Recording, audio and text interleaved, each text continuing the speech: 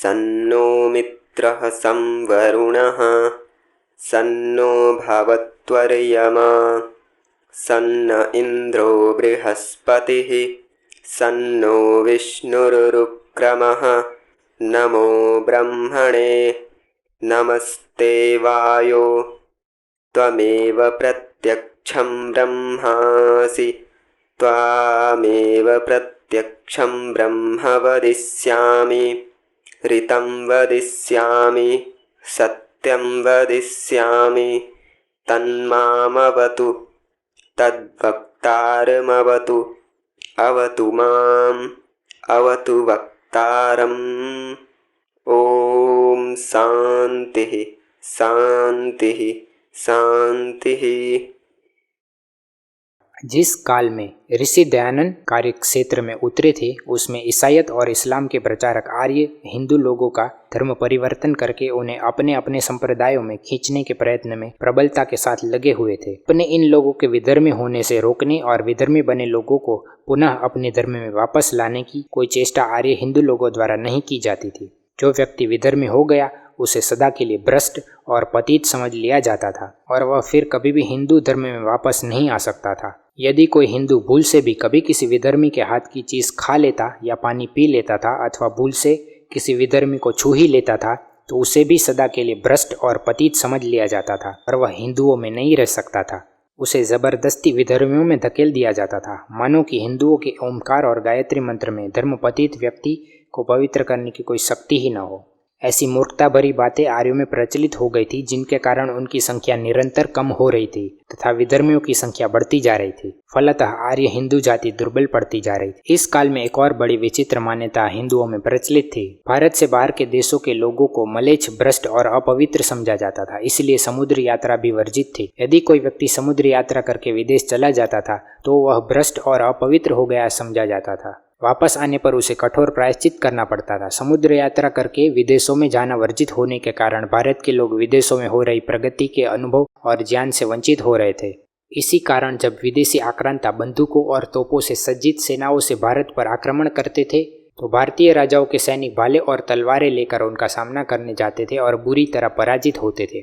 सर्वव्यापक, सर्वशक्तिमान, जगन्नियंता, सृष्टि के पालक, दया के सागर, न्यायकारी और सच्चिदानंद स्वरूप एक परमेश्वर की उपासना के स्थान पर असंख्य देवताओं की कल्पना कर ली गई थी जिनकी मूर्तियां बनाकर उनकी पूजा होने लगी थी। ब्रह्मा, विष्णु और महेश के रूप में परमात्मा के 3 भेदों की कल्पना कर ली गई थी और उनकी मूर्तियां बनाकर उनकी पूजा चल पड़ी थी। इस प्रकार की सब मान्यताएं बुद्धि विरुद्ध और तर्क विहीन है। ये सब अनधिकृत ग्रंथों की विचारधारा का परिणाम है। जड़ मूर्तियों की उपासना करते करते हिंदू जाति की बुद्धि भी जड़वत हो गई थी।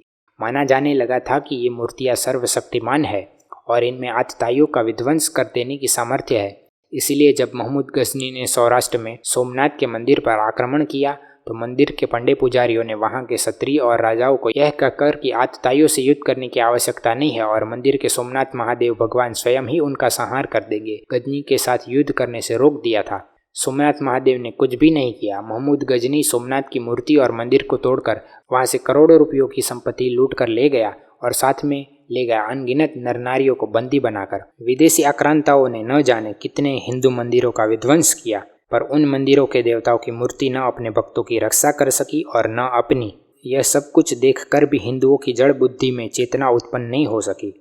अपने असंख्य देवी देवताओं की मूर्तियों की पूजा उपासना तो हिंदू करते ही थे, पर इतने से उनका संतोष नहीं होता था। उनमें विधर्मियों के तथाकथित संतों और फकीरी की कब्रों की पूजा उपासना की परिपाटी भी प्रबल रूप में चल पड़ी थी। हिंदुओं की बुद्धि पर पराकाष्ठा की मूर्खता छा गई थी। आगे चलकर वैदिक विचारधारा के प्रचार का कार्य आरंभ करने ऋषि दयानंद ने उपर्युक्त प्रकार की सभी दोषपूर्ण और हानिकारक मान्यताओं, कुप्रथाओं, कुरीतियों और रीति रिवाजों का अपने ग्रंथों और भाषणों में प्रबल प्रतिवाद, विरोध और खंडन किया और इन्हें वेद विरुद्ध घोषित किया। उस काल में भारत का लगभग 2/3 भाग सीधा अंग्रेजों के शासन में और लगभग 1/3 भाग पर छोटी बड़ी 600 से अधिक देसी रियासतों का शासन था। ये रियासतें कहने भर के लिए स्वतंत्र थी। इन पर भारत के अंग्रेज शासकों का कड़ा नियंत्रण था। प्रायः प्रत्येक रियासत की राजधानी में भारतीय अंग्रेज सरकार की ओर से रेजिडेंट नाम का एक अंग्रेज अधिकारी रहता था। रेजिडेंट रियासत और उसके राजा या नवाब की प्रत्येक गतिविधि और क्रियाकलाप पर कड़ी नज़र रखता था और उसकी जानकारी के बिना और उसकी इच्छा के विरुद्ध रियासत में कुछ भी नहीं हो सकता था। वस्तुतः रियासत का असली शासक यह रेजिडेंट ही होता था।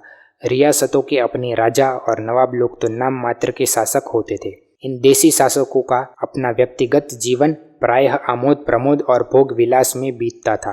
राज दरबारों और महलों में गायकों की महफिलें लगती थी, कवि दरबार लगते थे, वेश्याओं के नाच होते थे। वेश्याओं के साथ इन लोगों के घनिष्ठ संबंध भी रहते थे।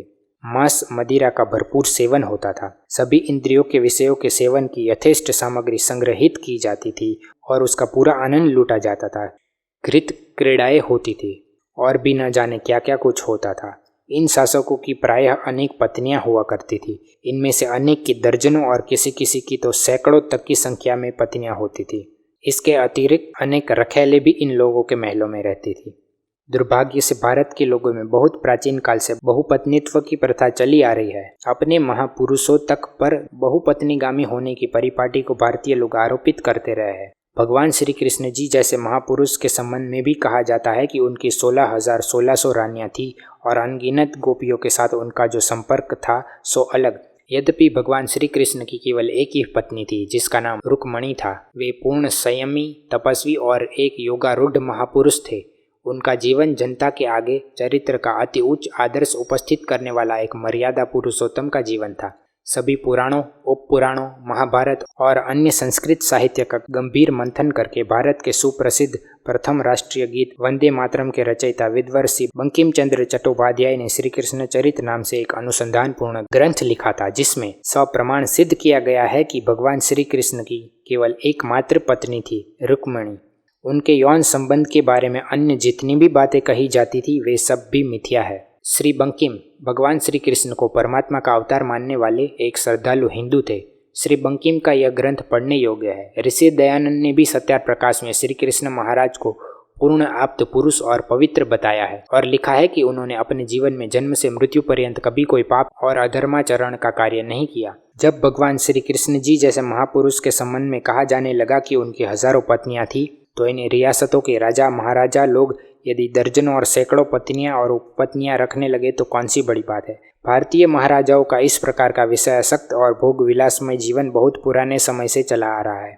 श्री भर्तृहरि के काल के राजा लोगों का जीवन भी इसी प्रकार का होता था। उन्होंने अपने वैराग्य शतक के एक व्यंग्यपूर्ण श्लोक में अपने समय के राजाओं के इस प्रकार के विलासमय जीवन का बड़े रोचक शब्दों में वर्णन किया है। उन्होंने लिखा है, हम न तो नट है, न हम स्त्रियों को फुसलाने और फंसा लेने में कुशल दुराचारी विट लोग हैं, न हम गायक है, न हम असभ्य और अश्लील मजाक और बातें करने में निपुण है। भला हमें राज दरबारों और राजमहलों में कौन पूछेगा। हम तो स्तनों के भार से झुकी हुई सुंदर युवतियां भी नहीं है।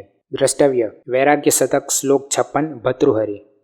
अपने भोग विलास और विषय शक्ति से पूर्ण जीवन के कारण इन रियासतों के ये राजा लोग निस्तेज, साहस रहित, बलहीन, पराक्रम शून्य, डरपोक और स्वाताभिमान से विरहित बन गए थे। शत्रु का सामना करने की शक्ति इनमें नहीं रही थी। इसलिए मुस्लिम काल में ये मुस्लिम आक्रांताओं से पराजित होते रहे और ब्रिटिश काल में अंग्रेज आक्रांताओं से पराजित होते रहे।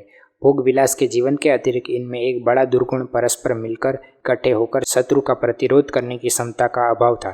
ये लोग पारस्परिक ईर्षा द्वेष से ग्रहित रहते थे, एक दूसरे को नीचा दिखाने में संलग्न रहते थे। मुस्लिम और अंग्रेज आक्रांताओं से छोटी छोटी रियासत अकेली अकेली लड़ती थी और पराजित हो जाती थी।